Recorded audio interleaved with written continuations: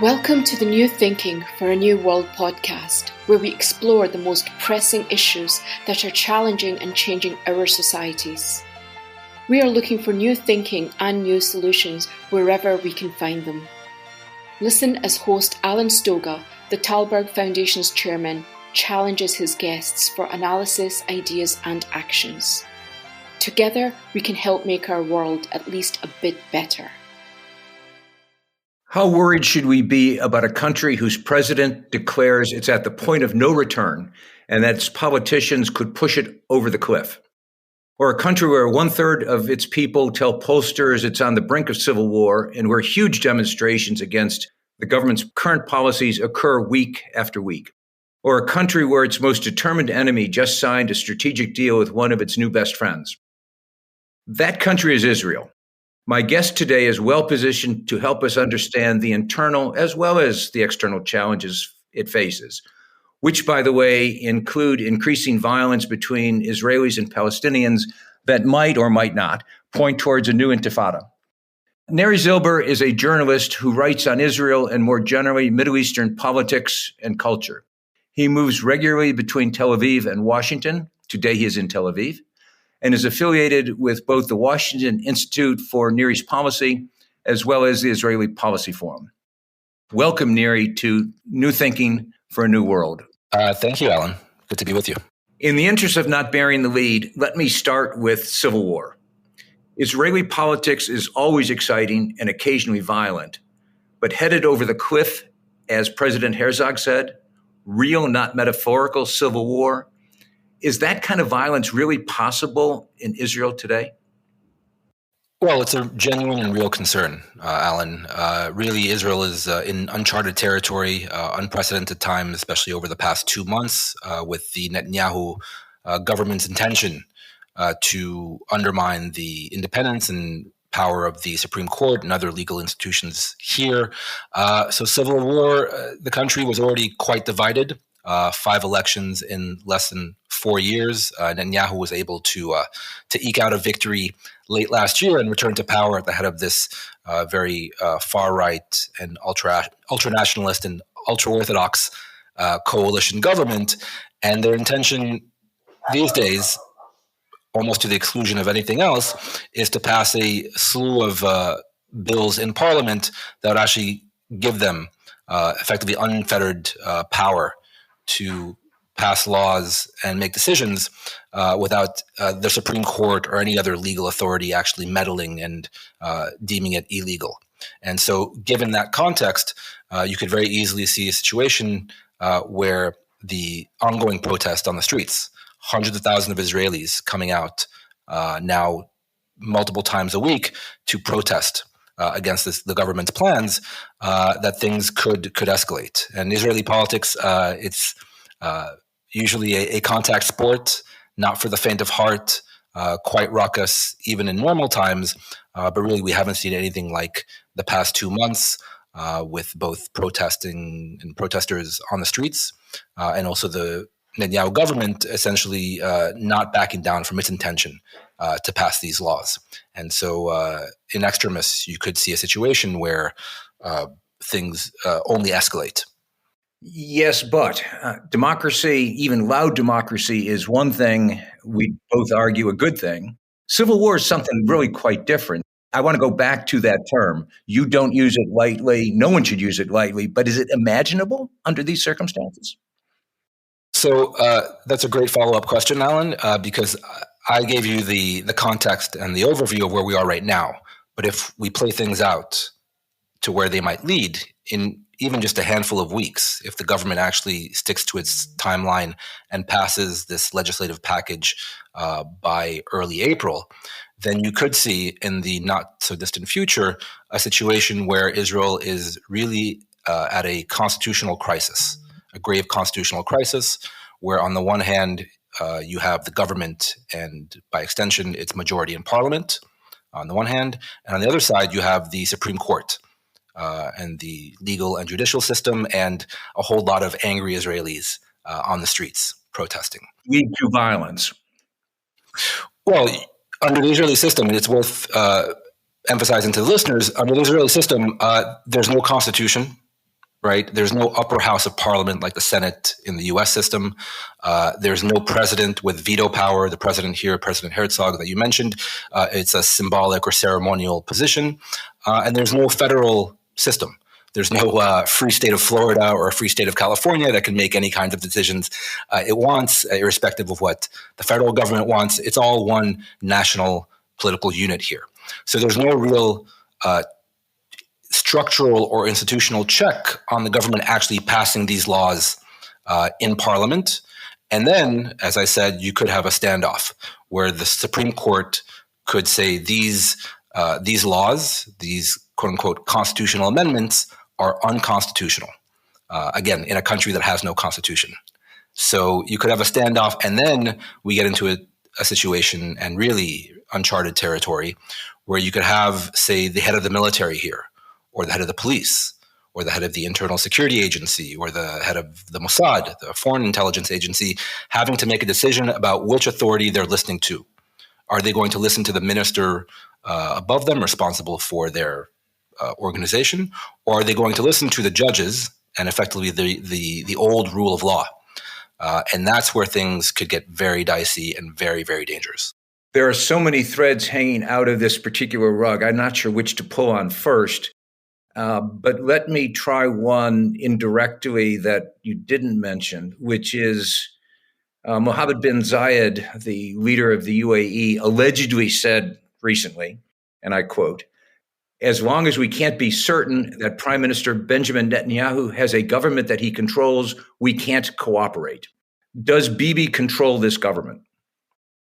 So that is arguably the million-dollar question and the question. Not only whether Bibi Netanyahu controls this government, but really what Bibi actually wants. So in terms of him being reelected and returning to power in quite dramatic fashion at the end of last year, after Israel's fifth election in less than 4 years. Again, a dubious world record. But Bibi actually won a parliamentary majority finally. Fifth time was a charm. And at the head of, like I said, this very far-right and extreme coalition government.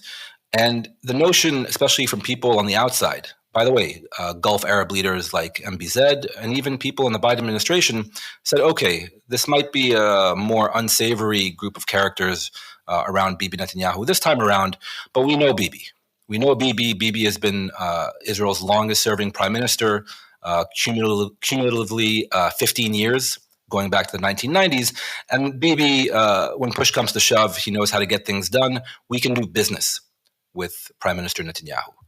I would argue in recent weeks especially that thesis has come under massive strain, where even regional leaders in the UAE, in the Gulf, and other places, and even officials high up in the Biden administration have come to realize, number one, that Bibi Netanyahu might be a new Bibi and is doing things that previously he would never have considered, like undermining the very foundations of Israeli democracy, number one. And number two, that he may not have actual and complete control over his own government, where you have extreme elements, whether his justice minister, whether other key figures in parliament, his national security minister in charge of the police, who's a far-right Jewish ultranationalist, and other unsavory and quite extreme political leaders in his government are kind of doing their own thing and saying their own things. And Bibi so far has either been unable or unwilling to rein them in. And again, it goes back to what I said at the top.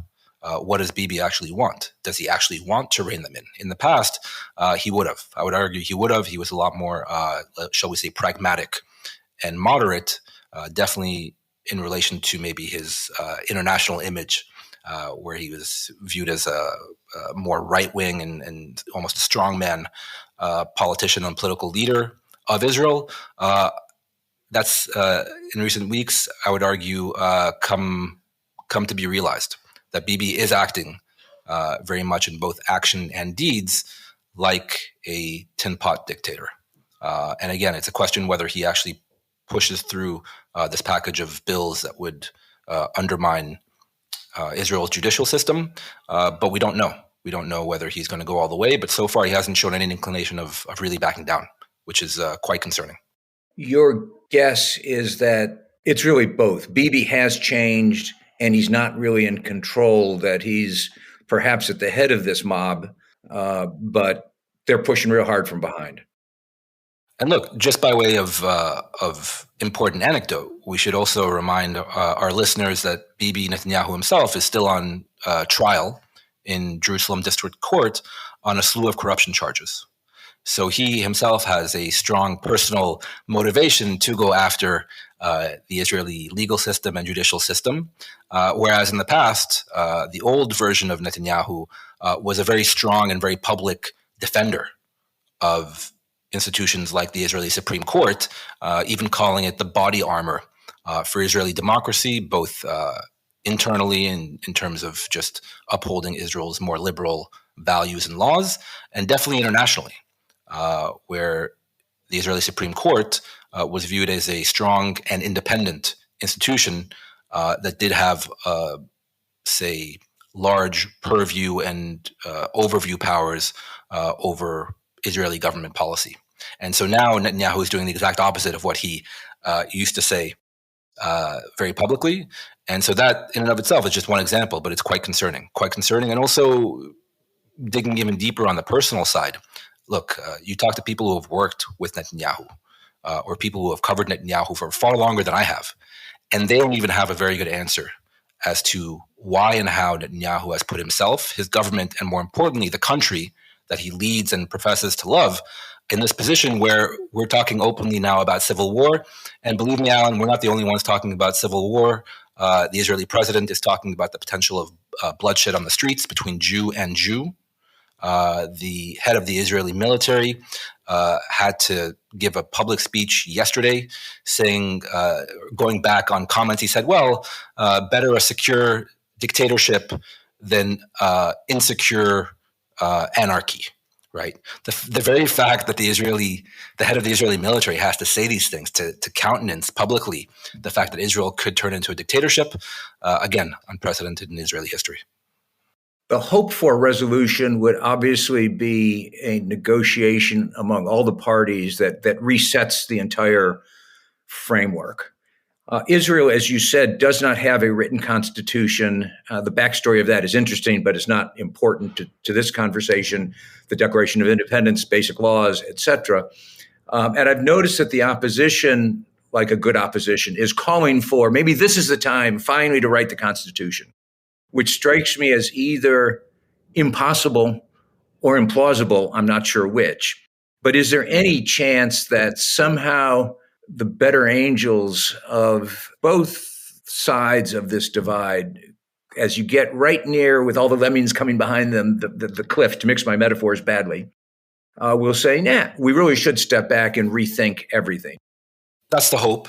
That's the hope, right? That right before this country and the society goes over the cliff edge, that either Netanyahu or Netanyahu and his government actually pull back and say, okay, look, we're willing to halt our legislative push, which is fundamentally what the opposition has been asking it to do. Stop with drafting of this legislation. Let's give it some time, sit down, and then we can negotiate, like you said, perhaps an overarching and more equitable or reasonable reform package for the Israeli judicial system. So far, the Netanyahu government has refused to do that. So it's sprinting headlong into potentially passing these laws, like I said, in a matter of weeks. So that's concerning in and of itself, that the Netanyahu government seems unwilling to sit down and talk, and by the way, stop its legislative push in parliament. And also on the flip side, drafting a constitution, it should have been done years ago. It arguably would have saved Israel from the current crisis and potentially future and more severe crises. I'm very skeptical that given the fractured nature of Israeli politics and Israeli society, that even if they got together for a constitutional convention in the Israeli version of Philadelphia, that they could actually come to some kind of agreement over the basic contours of how this state should be structured and how it should function. Because now you have rising and growing numbers in terms of Israeli demographics of more extreme, say, religious nationalists, i.e. the settlers. You have a growing demographic of ultra-Orthodox Jewish Israelis. And so the previous very strong and very clear majority of, say, the mainstream kind of secular Zionist demographic has decreased, and it's no longer a clear majority. So in terms of finding some kind of common ground and consensus in order to write this document, I'm skeptical. But again, that would be a good problem to have, a high-class problem to have if the government actually took a step back and was willing to negotiate some kind of compromise. Do you know leaders that sound like these? Leaders, young or old, who are changing the world? Who are not content with what is and are willing to work for what could be? If so, nominate them for the Talberg SNF Eliasson Global Leadership Prize at talbergprize.org. That's TALLBERG prize.org. It's a terrifically important point that it's not just politicians who are fractured, it's the society that is fractured. One of the issues we're struggling with, not just in Israel, but elsewhere, is how does democracy work in a highly polarized, or to use your word, fractured society? I've heard the argument, which is specific to Israel, made that the military model of government in the occupied territories has fostered the authoritarian mindset, particularly of the right wing. That, the argument goes, has colored this crisis, maybe even produced this crisis in a funny way as it's reshaped the Israeli mindset on top of the demographics that you just described. Or is the West Bank relevant, the occupied territories relevant to how Israelis think about themselves?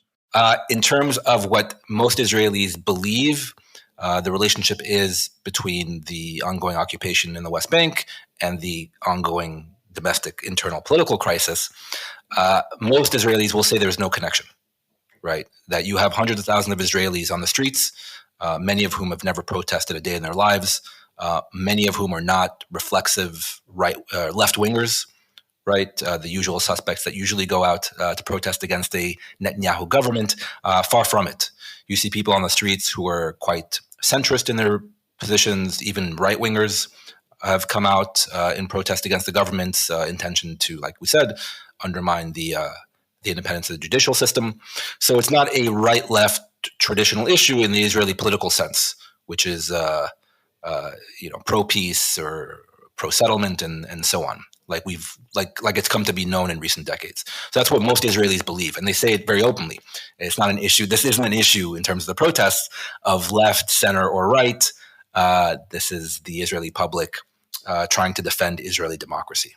So that's the prevailing opinion and mood. I would argue that there is a very clear connection between the Netanyahu government's intentions and the ongoing conflict with the Palestinians. Like I said, for part of the Netanyahu coalition, its despisal of the Supreme Court dates back to certain decisions taken by the Supreme Court vis-a-vis settlement construction in the West Bank. But it goes farther than that, I would say, that for many in this Netanyahu coalition, there's a growing sense that democracy doesn't have to be liberal, that you can have illiberal democracy and very much a Jewish democracy, where Jewish rights and Jewish identity is elevated over things like liberal values, minority rights, especially vis-a-vis Arabs and Palestinians, and that the will of the majority, i.e. the will of the Jewish majority, should take precedence over anything. Now, you can call that state of affairs many things, but it's not a democracy. It's not a democracy. A tyranny of the majority with no checks and balances over the quote-unquote will of the people, as reflected in whatever parliamentary majority they may or may not win and have won. That's not a democracy. And so I would argue that in many respects, Israelis have become more Palestinian, right? That they're facing the real prospect of living under a government / regime that they have no real control or say over. And that's the fear of many Israelis in terms of the prospect of this legislation actually passing. Having gotten to the Palestinians, let's stay there for a moment. Over the last weeks, in addition to everything else we've been talking about, there's been a noticeable rise in violence between settlers and Palestinians, and then the army and the Palestinians. which has led to fear/speculation that another intifada could be coming. There's even some who are arguing it's already here. How do you think about it, and how are you reporting it?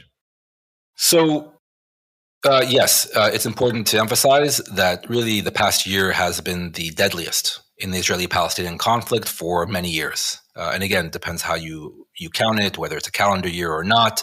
But without doubt, the deadliest year for Palestinians in arguably 15 years, and also quite deadly for Israelis, whether inside Israeli cities or Jerusalem or even the West Bank. And so you've seen this growing death toll on both sides, but we should say more on the Palestinian side by an order of magnitude. And really, the last 2 months, the beginning of this year, the deadliest in arguably 20 years. So that's just by way of context. And yes, it is quite concerning. Quite concerning. We also saw about 2 or so weeks ago a rampage by extremist settlers in the West Bank through a Palestinian village. Essentially, there's no other word for it, a pogrom. A pogrom, burning cars, smashing shop windows, burning homes with Palestinians in them. One Palestinian was killed in an adjacent village, and luckily no Palestinians were burned alive in their homes, probably just for the grace of God and not the intention of those extremist Israelis rampaging through that village. So again, we had never seen anything like that before in the West Bank. So that in and of itself was quite concerning, because you could very easily envision a situation where you have a mini civil war between Jewish settlers and Palestinians in the West Bank itself, and then the only authority there on the ground, either capable or hopefully willing to separate between Palestinians and extremist Jewish settlers, would be the Israeli army. And so that, again, was quite concerning. Now, the question of intifada, it's a very elusive concept, and there's ongoing debate by both journalists and analysts who focus very heavily on the Palestinian issue and also the Israeli-Palestinian conflict about whether we are actually in an intifada.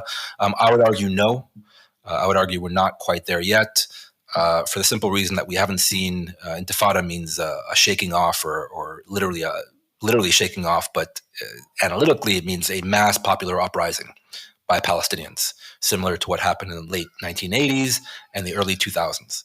And so we haven't seen this mass of Palestinians actually joining in either demonstrations or armed violence and attacks against Israeli targets. We haven't seen that yet. What we have seen is a growing number of primarily younger Palestinians between the ages of, say, 17 and 30, willing to actually engage in an armed fashion with the Israeli military and also conduct terror attacks against Israeli civilians. That in and of itself accounts for a lot of the escalation in violence over the past year. And the fear and the concern, going back to the issue of an intifada, is that you have a growing younger generation of Palestinians that has no real political hope or horizon for really any kind of political resolution, whether vis-a-vis Israel or whether vis-a-vis their own internal Palestinian politics, and that they've become disillusioned both with their own, say, traditional factional politics, and they've also become disillusioned, say, with promises of, say, greater economic prosperity or individual prosperity, and that they're lashing out both vis-a-vis and against Israel, and potentially in future against their own leaders in the West Bank, the Palestinian Authority. I saw a poll recently by the Palestinian Center for Policy and Research, which was conducted late last year. I'm sure you're aware of it. Lots of interesting data. But what it really struck me is that more than 80% of Israeli Jews, as well as of Palestinians, see themselves as the exclusive victims of the struggle. And 90% of Palestinians and almost 2/3 of Israeli Jews, at least told the pollsters, this gives them the moral right to do anything necessary for survival, which is the raw material for whether it's technically an intifada or not an intifada. That can't end well. Do you feel those numbers are directionally accurate, at least? And if so, then continuing violence must be inevitable. Has to be. Yeah, I mean, I would say just anecdotally, yes, both sides view themselves as the victim. They like to play the history game. How far back do you go, and where do you assign the blame? Again, it's endless exercise, and accounts for a big reason of why the Israeli-Palestinian conflict is still ongoing and has been so difficult to resolve, where you have both. Amongst both sides, a big group that has very exclusive demands in terms of land and territory and Jerusalem and other things. The more extreme elements on both sides, and also the less extreme elements on both sides. Just a lack of empathy, and it's very convenient, I would say, for either if you're an Israeli or a Palestinian, to view yourself as the sole victim. In this ongoing and never-ending conflict. So yes, anecdotally, I think that's those poll numbers are probably accurate. And in terms of an intifada, look, there are various ingredients that have to go into an intifada. One of them is a loss of hope and no real prospects for positive political change. That is undoubtedly true. But the other side of it, intifada requires leadership and organization. So the popular notion, especially from afar, but even here on the ground, is that intifadas are kind of things that just erupt with no real rhyme or reason. If you go back and look and study the histories of either the first intifada in the late 1980s or the second intifada in the early 2000s, it was far from being unorganized and leaderless, quite the opposite. And so the question really remains, I would argue, especially in the West Bank, whether the Palestinian leadership, the current Palestinian leadership, actually wants to escalate and unleash those forces. For the time being, and to their credit, the Palestinian leadership, led by President Mahmoud Abbas, is not there. And they're actually a restraining and, I would say, stabilizing actor in the West Bank. Let's end by connecting two dots. One dot is West Bank violence. One dot is the entire conversation we've had about the domestic Israeli political and social situation. Can those two vectors interact in a way that could produce a real mess in the coming months? West Bank violence, more domestic violence, civil war, perhaps. That's a witch's brew if I've ever seen a witch's brew. Yes, it's a huge concern, and I would say a not unrealistic concern. Alan, you can't know it from our recording conversation and the camera that's on right now, but the situation here in Israel is unlike anything anybody has ever seen. Right? There's a real sense this country is going off the rails, politically and socially, and also in allusion to the West Bank violence, potentially in terms of security affairs. And we have both Ramadan and Passover coming at the end of March and early April. Historically, a period of heightened tensions. And so there's real concern amongst Israeli security professionals and also amongst Palestinian officials that this could be a period of real violence and a real escalation. And that's that fear, I think, is well founded. And you add to that now the domestic upheaval inside Israel. I'll just, by way of anecdote, last Thursday, the day started with a day of national resistance by the anti-government protesters, hundreds of thousands of Israelis on the streets, blocking roads, highways, and demonstrating against the government. You had the visit here of U.S. Defense Secretary Lloyd Austin, and Lloyd Austin flew in that Thursday morning into the airport outside Tel Aviv. He couldn't leave the airport. Because of the demonstrations. So he basically had to cut his visit quite short and meet with both Netanyahu and the Israeli Minister of Defense at the airport, right? Netanyahu, for his part, had to basically take a helicopter to the airport because he couldn't be sure he was going to get through because of all the protesters. They had a decoy helicopter to fool the protesters, right? This is the Israeli prime minister who can't even get to his own airport without some sleight of hand.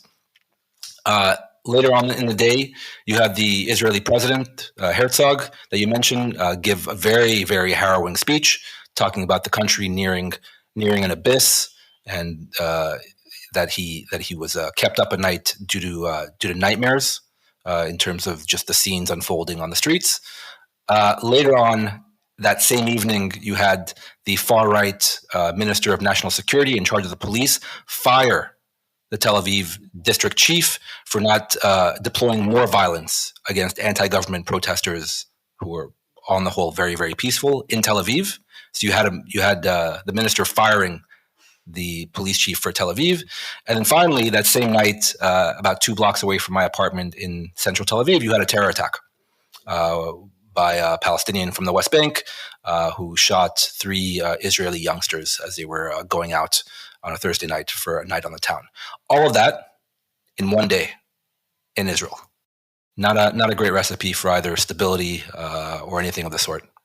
Neri Zilber, let's leave it there and agree that we'll come back and revisit this in a few weeks, if not months.